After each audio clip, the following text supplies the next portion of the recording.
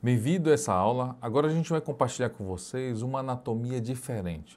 Anatomia focada na endometriose. Como falei para vocês, às vezes as lesões elas seguem um padrão que a gente pode esperar mais ou menos de localização. Mas para isso é fundamental que a gente relembre um pouco a anatomia que a gente tem na nossa cabeça, que a gente estudou na faculdade, transforme essa anatomia para anatomia ultrassonográfica e depois aplique as lesões. Mas para isso eu preciso, em primeiro lugar, revisar com vocês conceitos fundamentais da anatomia pélvica e que eu vou destacar exatamente os espaços mais importantes para a questão do mapeamento de endometriose. Então, quando a gente vai falar dos principais locais e dessa anatomia, eu quero relembrar a vocês que os principais locais de implante da endometriose profunda estão principalmente no compartimento posterior. Por isso é fundamental o conhecimento, mais ou menos em ordem de acometimento, nós temos essa ordem aqui. A região retrocervical, onde a gente vai incluir o tórax uterino e os ligamentos útero-sacrais, fundamentais, a pesquisar ligamento útero-sacral. Eu vou compartilhar com vocês toda a técnica, precisamente como vocês vão achar os ligamentos, identificar se estão normais, se estão espessados, se tem algum nódulo ali presente no ligamento útero-sacral. A serosa na face posterior do corpo uterino, isso aqui é muito frequente e cada vez mais que eu acho um útero retrovertido, grande é a incidência de ter endometriose ali recobrindo a face posterior do útero. Muitas vezes com aquela infiltração leve ali do miométrio, determinando uma adenomiose focal externa, que inclusive provavelmente determina aquela retroversão do útero. A questão intestinal, muito também acometida, lá no compartimento posterior, então pegando reto sigmoide, às vezes reto baixo, às vezes transição, junção reto sigmoide, ou às vezes o colo sigmoide mais alto. O fórnix vaginal posterior não é tão frequente, mas quando tem acometimento ali da região retrocervical, a gente tem que ter muito cuidado, olhar muito atentamente o canal vaginal, fórnix vaginal, olhar o septo reto vaginal e a bexiga no compartimento já anterior. E para começo de conversa, para a tua linguagem ficar em concordância com a linguagem do cirurgião pélvico que vai atuar ali na endometriose, eu vou falar para vocês depois que a nossa linguagem ela tem que estar muito em concordância, tanto o teu laudo ele tem que falar com a linguagem que o médico vai olhar na videolaparoscopia. E eles olham com olhar de compartimentos. Por isso que o nosso laudo, o nosso estudo vai ser segmentado em compartimentos. Primeiro, a gente tem um compartimento anterior. E aí o compartimento anterior pega aqui, ó, uretra, a bexiga. Então ele vai pegar toda essa face aqui, olha, do peritônio que vem pela parede abdominal, na parte anterior. Essa serosa recobre aqui, olha, a bexiga. Ela vem até aqui, olha, a reflexura vésico-uterina e ela vai vir recobrindo a face anterior do útero. Então até essa face anterior do útero é compartimento anterior. O compartimento médio é aquilo que a gente vai ver na ultrassom praticamente transvaginal de rotina. É o útero, as tubas e os ovários. Isso é compartimento médio. Quando a gente fala do compartimento posterior, e aí eu sempre digo, aí está o santo grau, eu sempre falo isso inclusive nos meus cursos presenciais, onde eu vou ter a visão tanto aqui do reto, do espaço reto-vaginal, né, do septo reto-vaginal. Nós vamos ter a região aqui retrocervical, todo o intestino, o dedo reto, junção reto-sigmoide e o sigmoide mais acima. E toda essa face posterior do útero aqui também, a serosa da face posterior. Então, aqui vão estar os ligamentos uterossacrais e o tórax uterino também. Então, esse compartimento posterior é fundamental que a gente descreva e olhe com muito atentamente no nosso exame. Quando eu falo do compartimento anterior, eu estou falando para vocês exatamente desse peritônio que vem da parede anterior, passa recobrindo ali a bexiga, ela faz uma reflexão peritoneal aqui no recesso vésico-uterino, e esse peritônio que vem recobrindo a face anterior do útero até o fundo uterino. Todo esse espaço aqui é possível que tenha endometriose profunda infiltrando essa serosa, que pode infiltrar um pouco o miométrio e causar inclusive adenomiose focal externa. Pode ser que essa endometriose esteja nesse peritônio infiltrando a parede vesical. Pode ser que esse foco de endometriose simplesmente esteja no peritônio de ambas as faces, determinando uma aderência aqui, e a gente vai ver isso nas manobras de deslizamento, quando tem um bloqueio, não tem um deslizamento entre essas faces peritoneais do útero com a bexiga. Quando a gente vai começar a acostumar vocês com o desenho do laudo, no laudo vocês vão ver que a gente manda uma ilustração e aqui a gente vai descrever exatamente essas lesões, se elas estão aqui superficiais na bexiga, se elas estão acometendo o ligamento redondo, se elas estão aqui no fundo uterino. A gente pode fazer as marcações na nossa ilustração no nosso laudo. Quando eu falo de compartimento médio, que aí é que a gente vai estudar, como eu falei para vocês, o útero, as tubas e os ovários, nosso foco maior é porque nesse compartimento a gente pode ter a presença de adenomiose no útero, nós temos a presença de endometrioma nos ovários e podemos ter hidrossalpinge ou um espessamento das tubas uterinas. Isso já nos dá primeiros sinais, e quando a gente vê a sistemática do exame, vocês vão perceber que além dos primeiros passos do exame é o exame de rotina. E quando eu olhar útero, tubas e ovários, eu vou pesquisar esses três sinais. Tem adenomiose? Tem endometrioma? Tem hidrossalpinge? Isso aí já me dá que é um cheirinho de que possa ter endometriose profunda espalhada, infiltrando a pelve. Quando a gente vai para o compartimento posterior, e aí nesse compartimento é fundamental o conhecimento detalhado dele, porque esse compartimento posterior eu considero ele todo o reto aqui, desde a região do ânus, todo o reto, a parede retal, e a gente vai ver em detalhe depois a parede retal, desde sua serosa na sua parte, na sua porção peritoneal, a parede muscular do reto, a submucosa, a gente consegue definir isso na ultrassonografia aqui, até chegar à luz com a mucosa.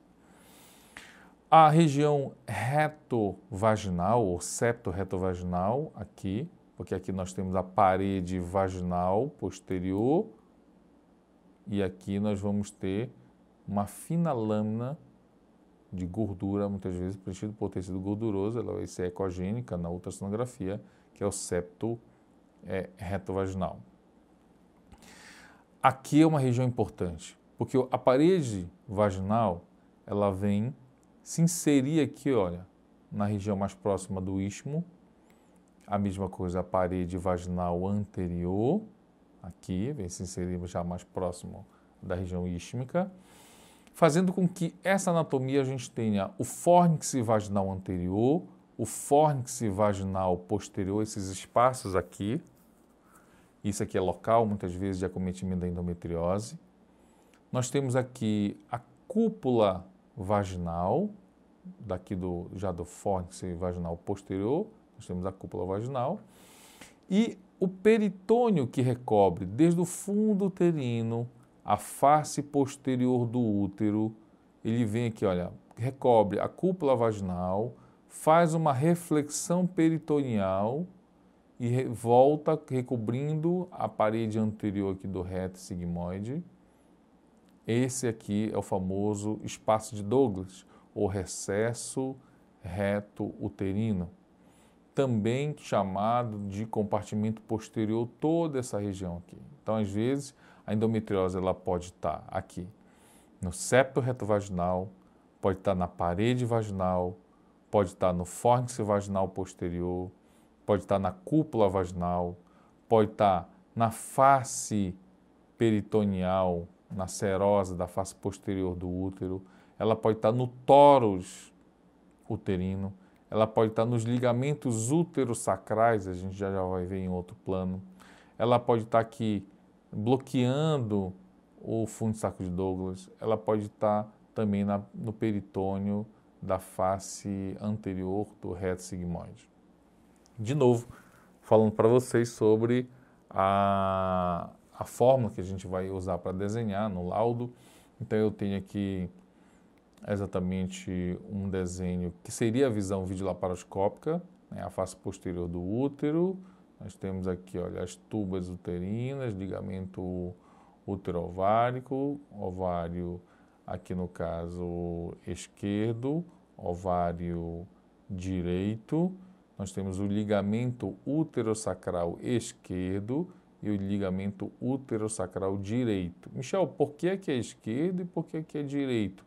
Lembre que isso aqui é uma visão videolaparoscópica, é como o cirurgião está olhando quando ele está com a câmera na pelve da paciente. E aqui exatamente o reto sigmoide seguindo o seu trajeto para subir como cólon descendente.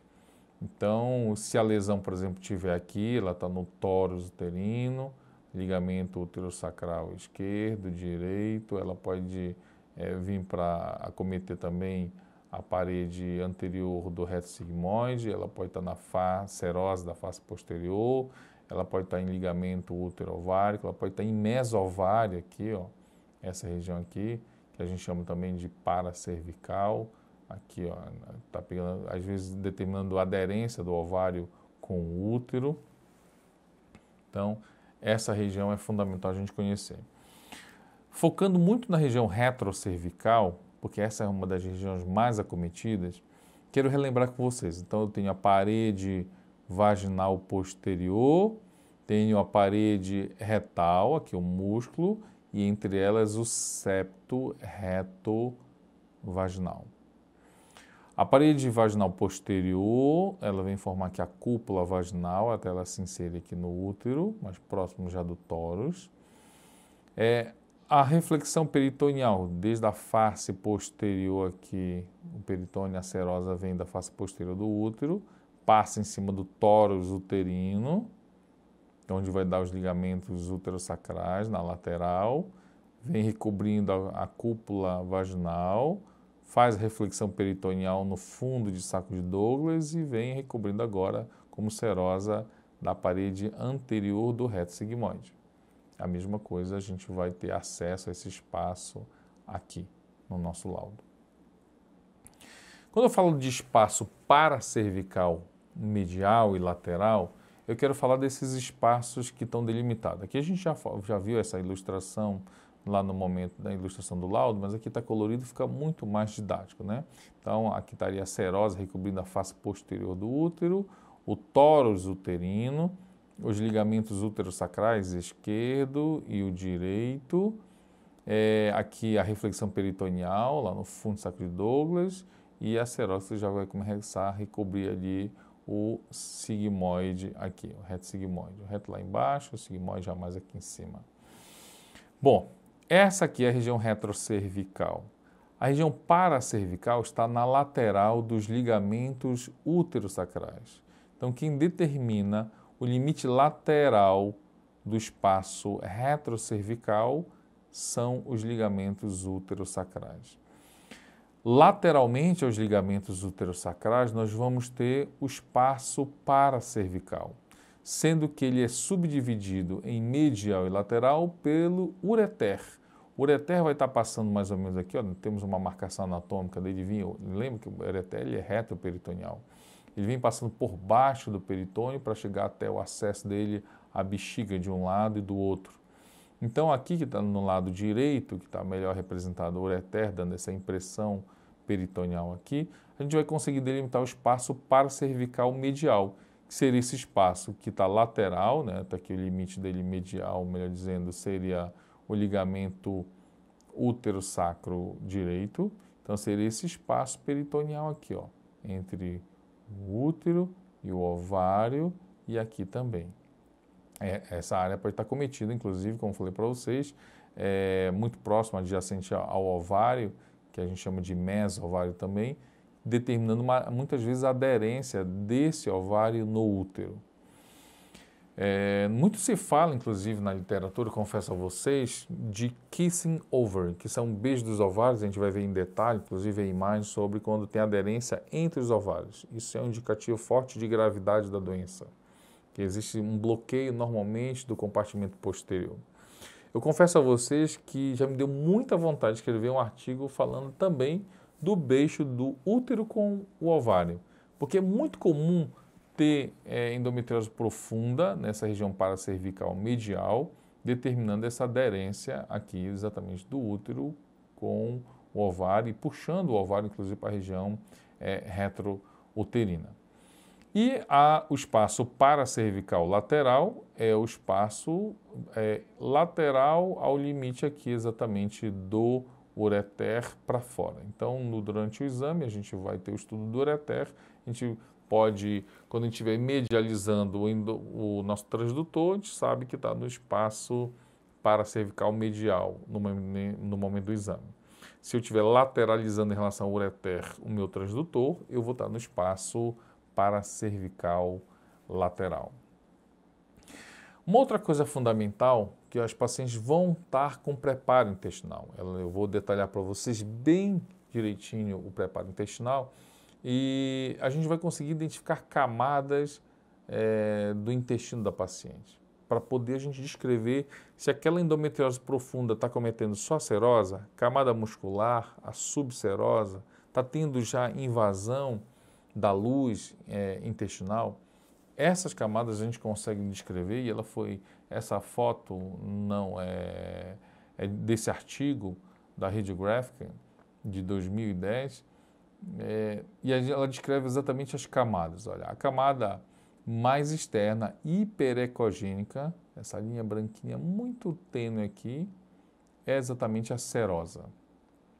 Depois nós vemos com uma camada hipoecogênica, mais escura, que é a muscular própria externa.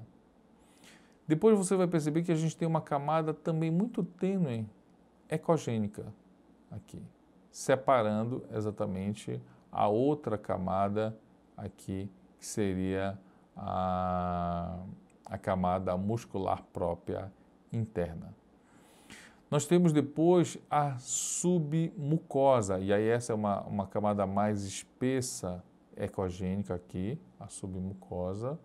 Depois a gente tem a muscular da mucosa, uma camada hipoecogênica bem tênue, aqui. E por último, a própria mucosa, que seria a luz aqui, também já a junção das duas luzes intestinais. No dia a dia, é muito importante que a gente consiga diferenciar a serosa, que é o limite mais externo ecogênica, que é onde vai estar a endometriose. A muscular, que você nem sempre vai conseguir fazer essa diferenciação entre a muscular externa e a muscular interna. Então, mas você identificando a camada muscular é importante se você vai ter um espessamento dessa camada muscular.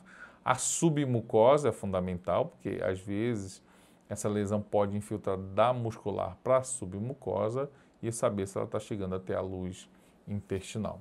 Essas camadas é fundamental que a gente consiga identificar. E eu vou mostrar para vocês um vídeo que descreve bem, mostra bem isso daí para vocês.